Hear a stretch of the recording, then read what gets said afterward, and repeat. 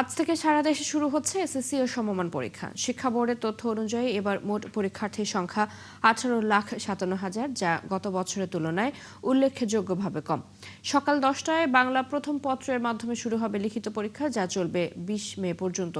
এরপর ব্যবহারিক পরীক্ষা হবে 7 থেকে 14 জুনের মধ্যে। এবার 9টি সাধারণ শিক্ষা বোর্ডের অধীনে 14,18,000, মাদ্রাসা শিক্ষা বোর্ডের অধীনে 3 লাখ এবং কারিগরি শিক্ষা বোর্ডের অধীনে 1,34,000 পরীক্ষার্থী অংশ নিচ্ছে। সারা দেশে 3,885টি কেন্দ্রে এই পরীক্ষা অনুষ্ঠিত হবে। আজ থেকে শুরু হচ্ছে এসএসসি ও সমমানের পরীক্ষা। এই নিয়ে চট্টগ্রাম থেকে যুক্ত হচ্ছেন সহকর্মী রাজীব বড়ুয়া। রাজীব, আপনি যে কেন্দ্রের সামনে আছেন সেখানে কেমন প্রস্তুতি দেখছেন? এই সকালবেলা শিক্ষক শিক্ষার্থীরা কি বলছেন? এছাড়া এবছর চট্টগ্রামে কতজন পরীক্ষার্থী অংশ নিচ্ছে, বিস্তারিত জানাবেন। জ্যোতি, শুভ সকাল। চট্টগ্রামে 1,30,668 জন ছাত্রছাত্রী এবার পরীক্ষা অংশগ্রহণ করছে। এর মধ্যে ছাত্রের সংখ্যা হচ্ছে 56,000 এবং ছাত্রীর সংখ্যা 74,000। অর্থাৎ ছাত্রীর সংখ্যা কিন্তু আমরা দেখছি যে সবসময় কিন্তু এই এসএসসি পরীক্ষাতে ছাত্রীর সংখ্যাটা তুলনামূলকভাবে বেশি থাকে এবং চট্টগ্রাম শিক্ষা বোর্ডের অধীনে কিন্তু কক্সবাজার, রাঙ্গামাটি, খাগড়াছড়ি, বান্দরবান এই সব অঞ্চলও কিন্তু আসলে যুক্ত এবং এখানে 218টি কেন্দ্র রয়েছে এবং মোট শিক্ষা প্রতিষ্ঠান হচ্ছে 1218। তো সব মিলিয়ে এখানকার যে প্রস্তুতি সেটি আসলে সম্পন্ন করেছে শিক্ষা বোর্ড কর্তৃপক্ষ।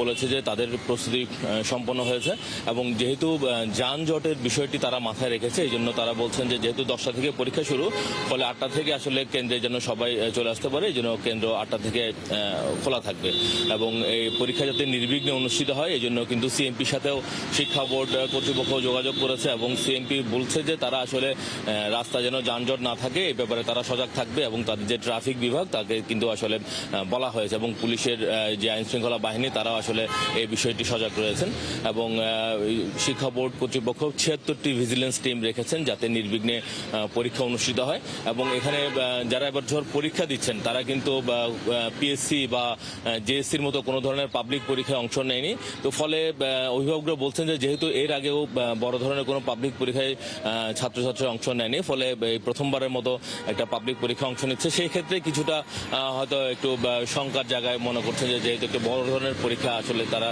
কেমন পরীক্ষা দেয় সেই বিষয়টি তারা ভাবছেন।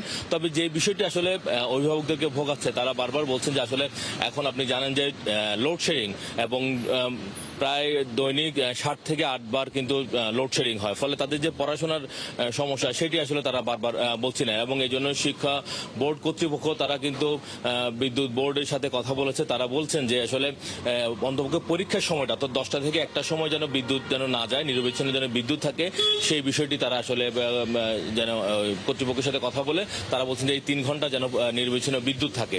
তো সব মিলিয়ে আসলে প্রস্তুতি আমরা দেখছি এখনো পর্যন্ত ভালো এবং বোর্ড কর্তৃপক্ষ তাদের প্রস্তুতি সম্পন্ন হয়েছে এবং অভিভাবকরা অপেক্ষা করছেন যে তাদের সন্তানরা কেমন পরীক্ষা দেয়।